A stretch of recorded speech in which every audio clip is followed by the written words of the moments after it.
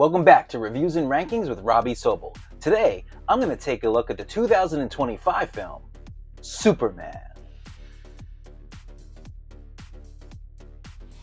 Superman is a 2025 film. It's written and directed by James Gunn. David Cornsweet dons the cape as Superman and the glasses as Clark Kent, with Rachel Brosnahan as Lois Lane and Nicholas Hoult playing Lex Luthor. Superman is the reboot of the entire DCU.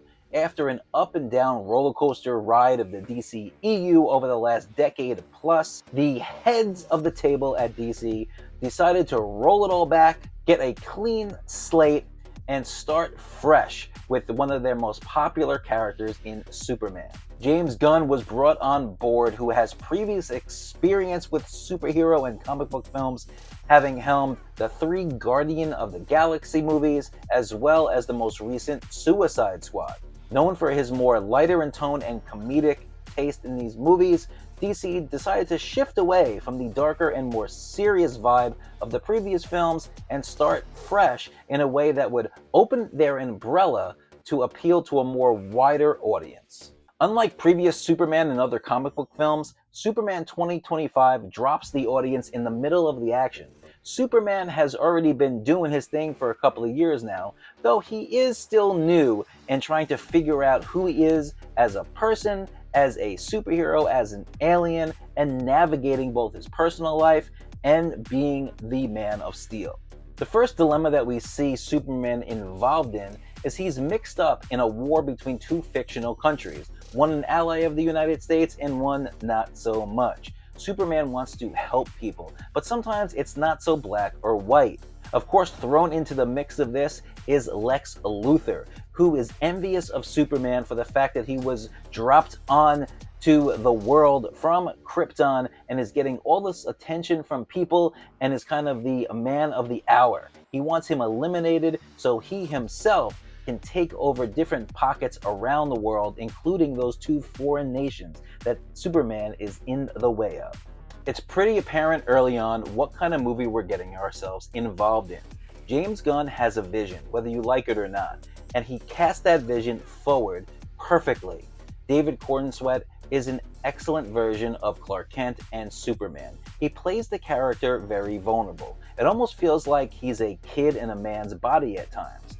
While this is not my preferred version, it is excellent casting for what James Gunn wants to do with the character and the entire DCU moving forward. The chemistry between Superman and Lois Lane really feels natural, and these characters come together and you buy them being in a relationship early on, even though we're not given much backstory prior to them getting together. Nicholas Hoult as Lex Luthor plays a more than suitable villain. He comes across as someone who's unhinged, and we're not exactly sure of the motivation for why he's targeting Superman, but once again, you buy that motivation and his actions as being legit. Now, when going to see a superhero or comic book movie, one of the pillars that you're looking for is an action sequence that is intense, believable, and exciting. And in Superman 2025, you pretty much get that. There are several scenes from beginning to end that really do stand out, and if you're a fan of Superman in general, I think you're going to have an overall solid time watching the action that is put on screen. It is fast-paced, the special effects are solid, and there are a few moments that really pop out at the screen. We're going to talk about a Superman movie. We have to bring up the score. John Murphy has composed the score for Superman 2025, reuniting with James Gunn after doing the score in Guardians of the Galaxy. A big part of this film's score is almost remixing the John Williams score from the 1978 Superman film, but tweaking it a bit to give it a more modern feel. It works in this movie, and it gives us a gravitas and epic feel to a lot of the scenes, and it really helps to hammer home the Superman film in general. Now, while Superman 2025 was a mostly innocent and fun time at the movies, not everything worked for me. I'm a big fan of films like The Dark Knight, Man of Steel, Zack Snyder's Justice League, and Matt Reeves' The Batman, as well as Joker. Unfortunately, the tone of James Gunn's Superman felt really silly and goofy at times. I know that the intended audience is more younger kids and families, so people like myself might be left out in the dark. But there were times I was watching this movie where I felt it was a bit cringy, and I actually got taken out of the story because of how goofy it was. Now, Superman, Lex Luthor, Lois Lane, and even Krypto were fun characters. Not every character worked for me. The inclusion of the Justice Gang really felt like James Gunn wanted to throw characters at the screen in his attempt to branch out and build his universe. Felt like this team of metahumans and superheroes really were not needed in this movie. And to double down on that, it felt like Superman was a little bit too weak for me. So much of this movie was him either getting beaten down or laying down on the ground and unable to really fight back. Sure, he has his moments and he shines, and at the end of the day, he reigns supreme, but so much of the time on screen, he felt weak and he wasn't the strong, confident Superman that I prefer. Currently, Superman is doing well with both critics and audiences. Over on Rotten Tomatoes, after its opening weekend, Superman 2025 holds an 83% critic score on the tomato meter and a 93% audience score on the popcorn meter. On the financial end of things, according to Box Office Mojo, it looks like Superman is projected to take in $122 million domestically and a worldwide gross of $217 million.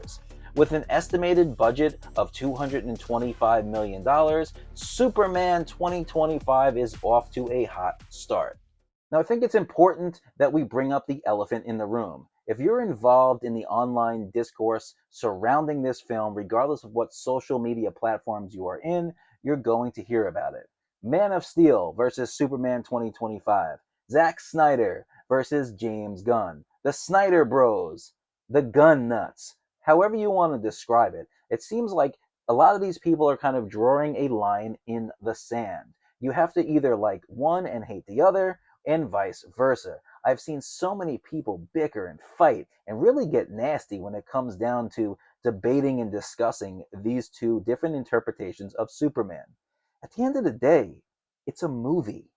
There are more important things to really put your energy and time to instead of arguing and fighting over this. For myself, I prefer Man of Steel and the Batman vs. Superman and Zack Snyder's Justice League over a film like James Gunn's Superman. I had fun with James Gunn's Superman, but it's just not the vibe and tone that I like. There are a lot of other people that feel the other way around. They don't like that kind of brooding and more serious version of the character, and they want to just have something fun that they can eat some popcorn with and have a little bit more positive energy when watching it. And that's totally fine too. There's nothing wrong with that. It doesn't have to be all or nothing. You can love one, you can love both, you can like one, hate the other. It doesn't really matter. But if you see that other people are enjoying something that you don't like, you can kind of just scroll right through it.